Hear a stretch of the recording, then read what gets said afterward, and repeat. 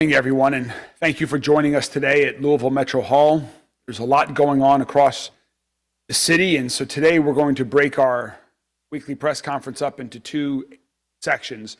The first, we'll talk to some matters regarding the aftermath of the tragic plane crash that happened a few weeks ago and how we're moving forward as a community together. We'll break and take questions about anything related to that, and then we'll go on to the second part of this weekly press conference, which will talk about our agenda for the upcoming legislative session in Frankfurt in the General Assembly. In the days and weeks following tragic UPS plane crash flight 2976, it has been incredibly heartwarming to see the outpouring of support from every corner of our community, from really all across the country and all across the world. One new little tidbit of information that just is one of many reflections of this outpouring of support is on GoFundMe. Over $500,000 has been raised across the country, across their platform, to support victims, people who lost their lives that were grade A auto parts, others, victims and their families. There have been hundreds that have come together to provide food for the first responders. And we've seen support in ways large and small from all across this community that has been truly heartwarming. And today, we're proud to announce that in partnership with Teddy Abrams and the Louisville Orchestra, we'll be presenting a free tribute concert for the entire community following the tragic loss of UPS Airlines Flight 2976. These past few weeks have been an incredibly difficult time for our entire community. And nobody should have to go through this tragedy alone. To the grade A auto parts family, to the survivors, to their families, to their colleagues and customers, to the heroes who saved other lives and helped them get to safety, to the UPS family, the families of the victims, to our other valued employees of UPS who have bonded together in strength following this tragedy. This concert is an opportunity to bring our entire community together, to show our support for all of you, to pay our respects to those we've lost, to recognize the bravery of our first responders and other heroes, and mourn together as a community, to join together with music, to move forward with strength. This free concert is going to be on Thursday evening and is free to our entire community. We hope everyone joins us. It will take place Thursday, November 20th at 7 p.m. in Whitney Hall at the Kentucky Center for the Performing Arts. Doors will open at 6 p.m. The concert will start at 7. Again, this is a free concert to hear the Louisville Orchestra perform for everyone. There will also be free parking available that night. We've made the Park Riverfront Garage, located at 141 North 6th Street, just behind the Kentucky Center, free for the evening so that people can enjoy this entire evening for free. I really want to give a giant thanks to Teddy Abrams, Jordan Harris, the board chair, and everyone at the Louisville Orchestra for their gracious offer to have this remembrance concert to support those who are grieving, to bring strength and togetherness to our entire community. And please join me in welcoming Teddy Abrams. Thank you, Mayor. We are very proud to be able to work with so many partners, of course, Metro government and UPS and so many others that have come together to make this concert possible. It seems like in moments like this, when the community confronts a tragedy and a challenging period, it is incumbent upon all of us, and especially our institutions like an orchestra, to step up and do whatever it is that we can to offer something that helps us heal, that helps us find that communality and the space together where we can both confront the challenges, but also find a certain peace and healing. And of course, music is the language that does that best. And it was an obvious thing that when we see something like what just happened to our community, we reached out and offered our music because it's what we can provide. And I believe that this is a moment for the community to join together in remembrance, memorialization, and tribute to the people that lost their lives. So the concert is a combination of spiritual music, reflective music, contemplative music, but all music that's deeply beautiful at a time when that's a reminder of the strength of our community, the strength of the things that actually bind us and bring us together, and hopefully it begins the healing process in a way that lets us all move forward together and remember the members of our community that lost their lives and the first responders that serve us so graciously. So we're very much looking forward to seeing all of you at the performance, and it's, as I said, a deep, deep honor to be able to offer this music. It's what we can provide at the orchestra, and it's an honor to serve our community. Thank you. Thank you so much, Teddy. Thank you so much to the Louisville Orchestra. There's more information available on the Louisville Orchestra website. People can register on that website, but it is not required. You can just show up again for this free tribute concert. I look forward to seeing thousands of people from our community there on Thursday evening, and I hope that our friends in the media will help get this message out. We know it's just 2 days away, but given we approach the Thanksgiving holiday and we think about what we're thankful for this year, I think all of us have even more to be thankful for our lives, for our community, and this will be a wonderful way to, as we begin to approach the Thanksgiving and holiday season. So we'd appreciate your help in getting the message out.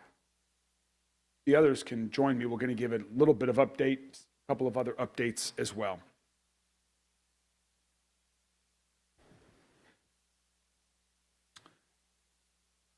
This morning, we're joined by UPS Airlines President Bill Moore.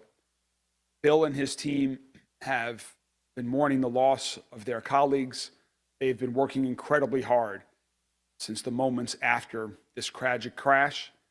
Bill has asked for the opportunity to provide some words this morning to the community, and to Bill, I want to extend my heartfelt condolences to the entire UPS family on the tragic loss of life and on the trauma this has caused to so many of our beloved members of our 20,000+ strong UPS family here in Louisville. Please join me in welcoming Bill Moore, President of UPS Airlines. Well, thank you, Mayor Greenberg, for this opportunity, and thank you all for being here today. I'd also like to especially thank our first responders. Jody, you and your team have been exceptional, as well as Chief Little, the Okolona Fire Department, and all the other groups that came out to support this accident. You've been exceptional. With the NTSB now completing their on-site phase of the investigation, we wanted to share how UPS has responded and how we will continue to respond in the days and months. But first, I want to express how deeply saddened I am, as well as our entire UPS community, about Flight 2976. My words cannot describe how painful it has been over the last 2 weeks. We know it's been exceptionally challenging. I can only imagine how challenging it's been for the families of the victims. Our hearts continue to be with all those that are affected. And our thoughts and prayers remain with the families who are grieving. And with everyone whose lives were shaken by what happened. We remain committed to supporting the victims' families, understanding exactly what occurred, and do everything we can to support the NTSB. I want to provide you an update on some of the many things we've been working on since the accident occurred on November 4th. Minutes after we learned about the accident, we activated our airline incident response team, and we assembled in our airline headquarters. We immediately contacted the NTSB to make them aware of the accident and begin to investigate what happened.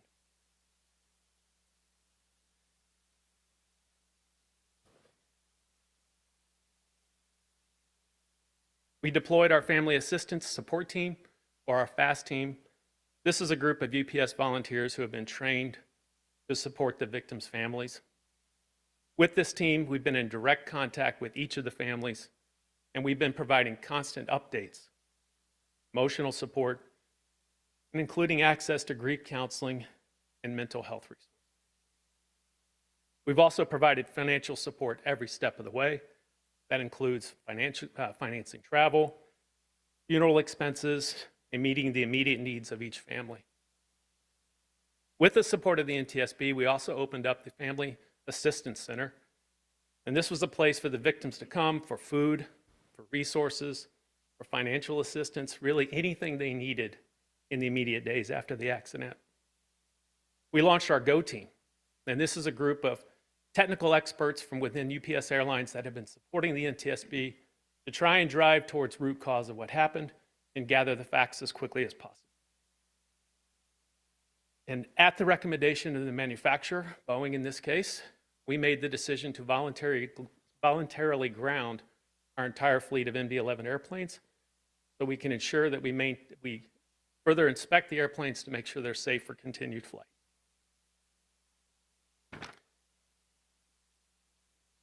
And now to support the families of victims, survivors, and businesses affected, we've opened the Community Resource Center that will continue to assist with additional resources, mental health support, and any financial support that these families and groups may need. I'll just end with this. Our hearts ache for the victims' families, this community, and our employees. And we will continue to support all the needs of impacted by this accident, and we will do everything we can to make it. Thank you.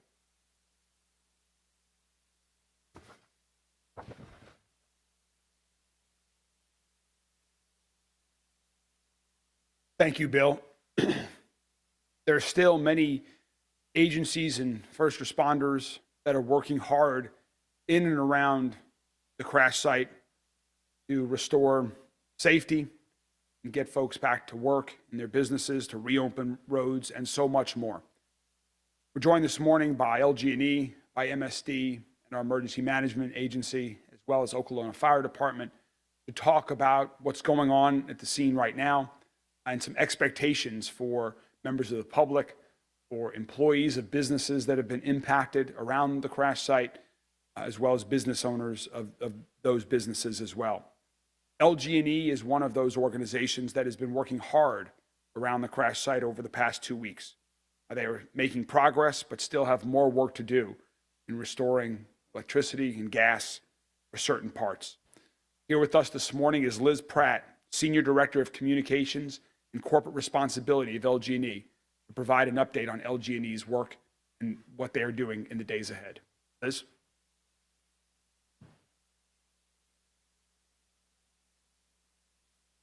Thank you, Mayor Greenberg, and thank you to all of the responders and local, state, and federal agencies who have remained partners through this response effort. We know it's been an incredibly challenging time for all who were affected, for the surrounding neighborhood, and for our community. And through it all, our community has come together and shown an outpouring of support in so many ways. So to start with the work that we've been doing since the crash occurred and what we're currently doing. Directly following the crash, our immediate focus was making the area safe for the emergency responders and for those in the area by de-energizing power lines and disrupting natural gas service. At that time, about 290 electric customers and 94 gas customers were affected. Since then, our focus has remained on keeping the area safe and restoring customer services. During that time, we've been replacing damaged utility poles, repairing electric infrastructure, and are in the process of replacing natural gas infrastructure. Early on, we were able to reroute power when it was safe to do so for some of our affected electric customers. And last weekend, crews replaced broken poles and damaged equipment along Grade Lane to get power restored. Currently, we have about 90 electric customers and those 94 gas customers still affected. As Each area of the site has been cleared, and while cleanup efforts continue, our crews, with the support of many employees behind the scenes, have been assessing our equipment and determining what steps must occur. In many cases, that is requiring replacing and repairing equipment. So right now, our focus remains on grade lane. This is where our gas crews and business partners are replacing a damaged gas pipeline and service lines that feed from it. This is the pipeline that also delivers gas to the neighboring streets. We anticipate work along grade lane may take several weeks. Once that work is complete, our crews will then be able to make the necessary repairs along the side streets. On the electric side, as I mentioned, we were able to restore service power to Grade Lane last weekend. So our crews are now working to get service restored for customers along Melton Avenue over the next several days. Again, as cleanup efforts continue, we'll be shifting to the remaining affected areas. We're also keeping an eye on the forecast and weather that's headed our way, which could affect these timelines as well. We appreciate our customers' continued patience, and we are making every effort to restore service safely and as quickly as possible. Thank you.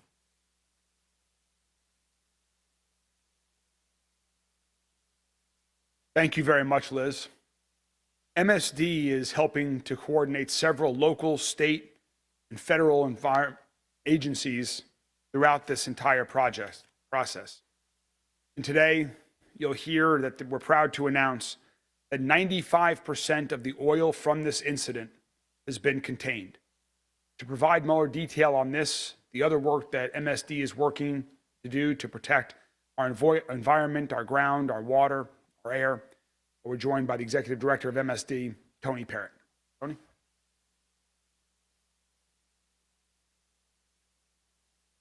Thank you, Mayor Greenberg. And, as the mayor mentioned, there was a lot of collaborative efforts with local, state, and federal agencies and partners who have worked tirelessly to meet the challenges of this large and complex effort.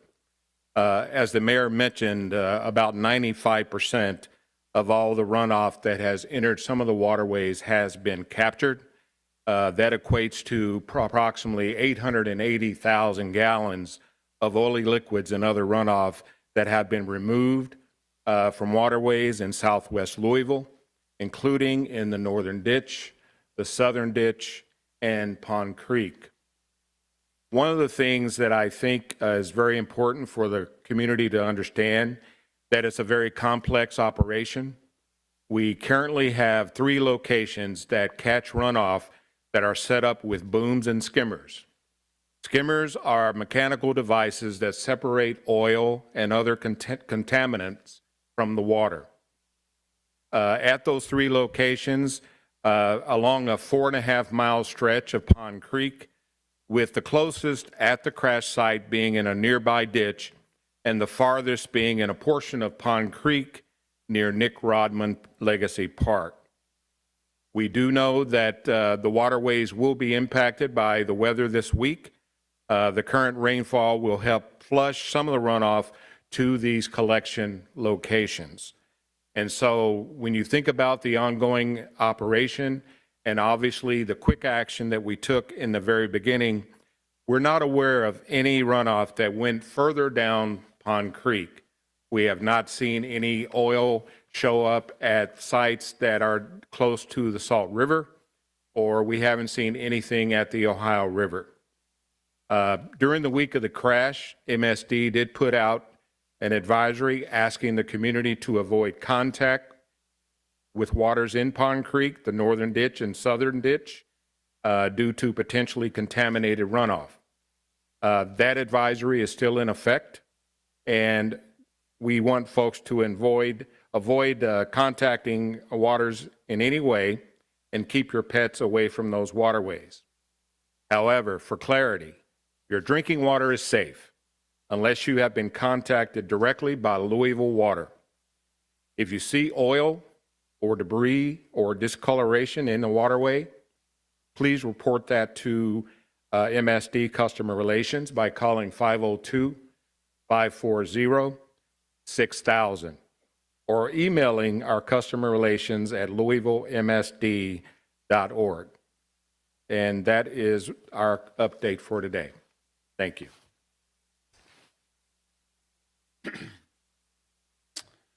Thank you very much, Tony. As Bill mentioned earlier, and we want to continue to encourage people to go to our community resource center that has been set up nearby the airport, and it will continue to provide services to those who are impacted by this incident. We're also joined today by Jody Myman, who's the executive director of our emergency management agencies, who's been working since the seconds following this crash and coordinating efforts and working with all the emergency responders, the first responders, to provide an update on where we are and where we're headed over the weeks ahead. Jody?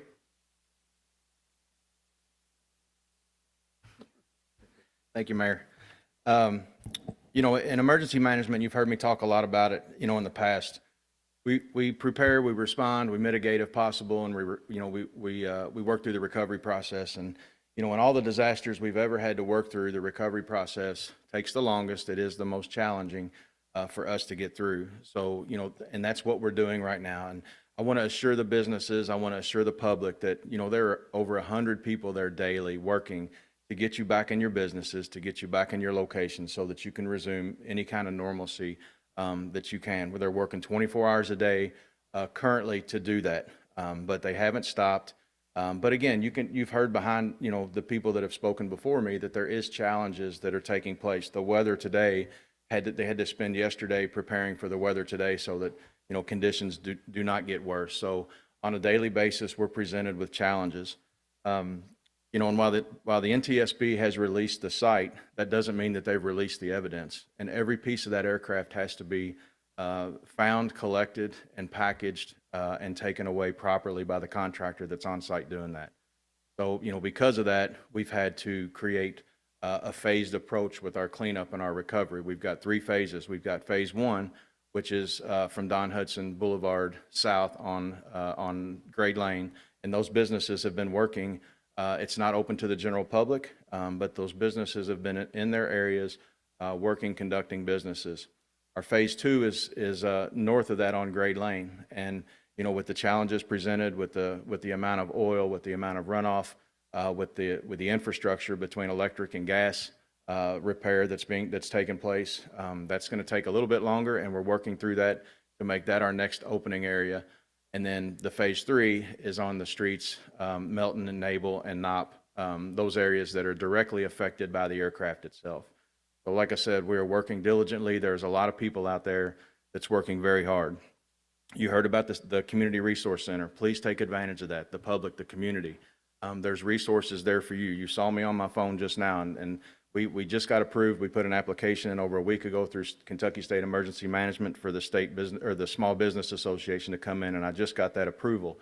So they'll be embedded into our Community Resource Center probably by the end of the week. More to come on that. So that's a big plus, again, for our businesses to come in and get potential resources and advice on what they should do in their future as well.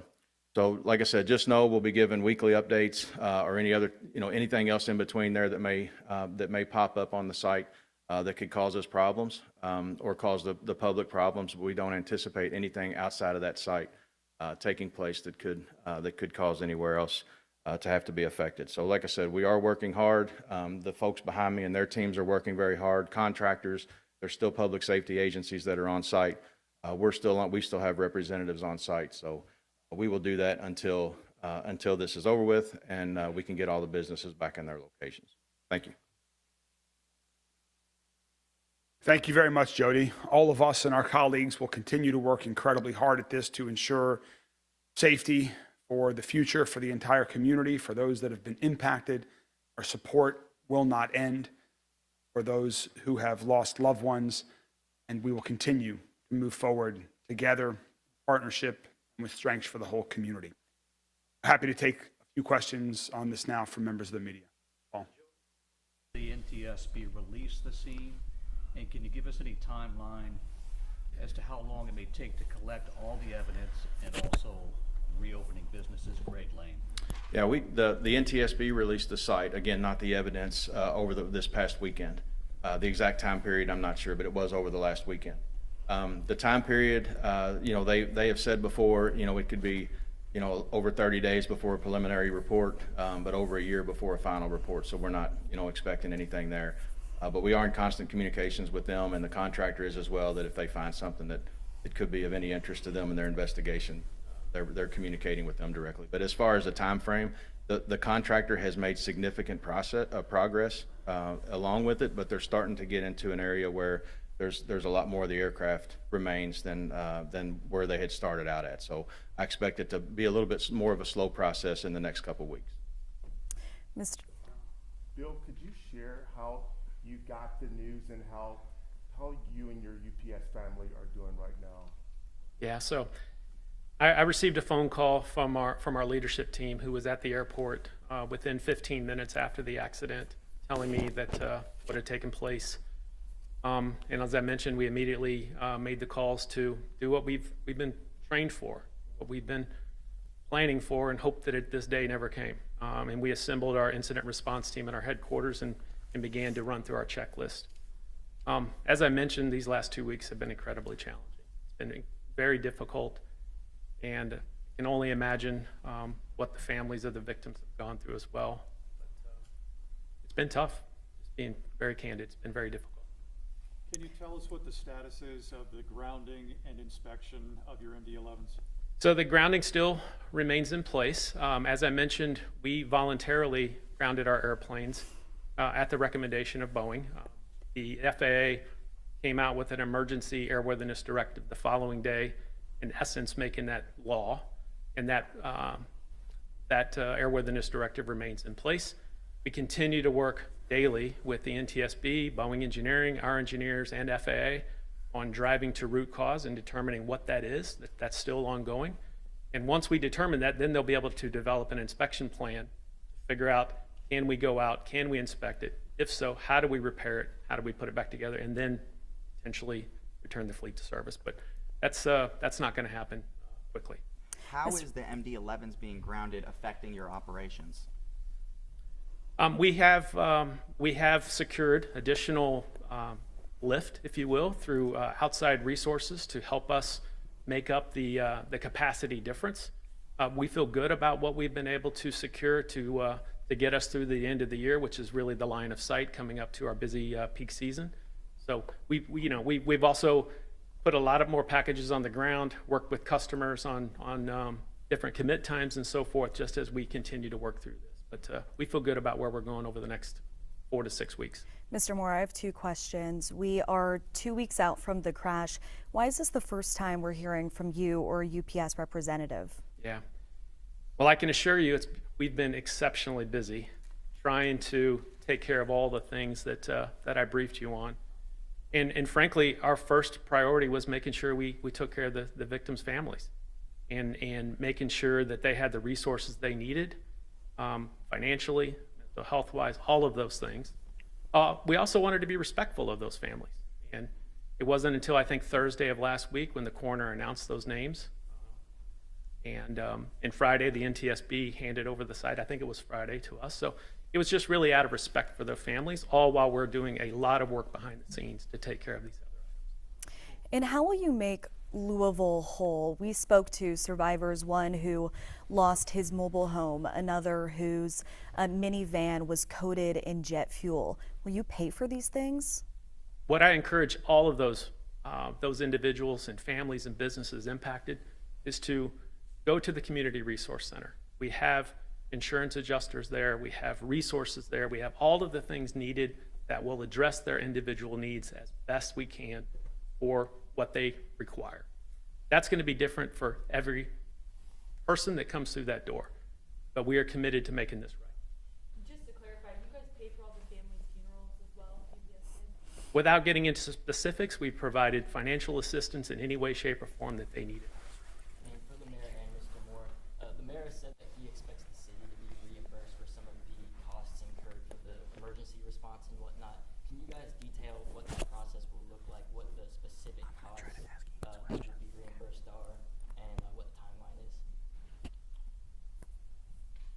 question was about my previous comment that the city, in terms of reimbursing. So we are gathering all of the expenses that the city had.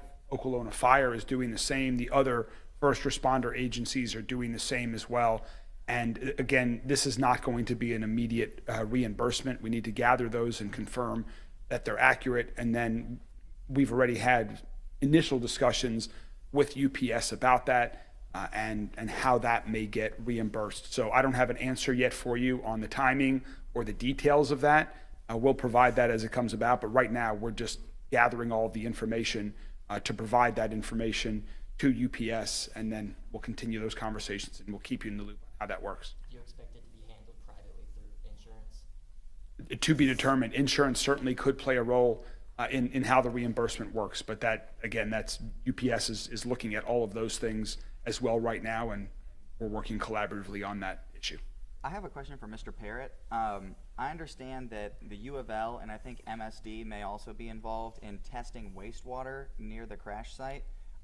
Is that precautionary, or has anyone reported being sick in that area?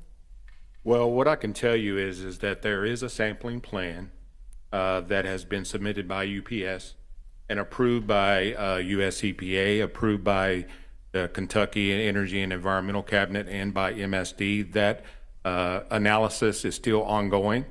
And one thing that I can tell you is that we're going to continue the analysis and the assessment and the cleanup of the waterways, and it's probably going to be something that will run well into 2026. But as far as the sampling process, there is a sampling plan, and we're awaiting the feedback on that.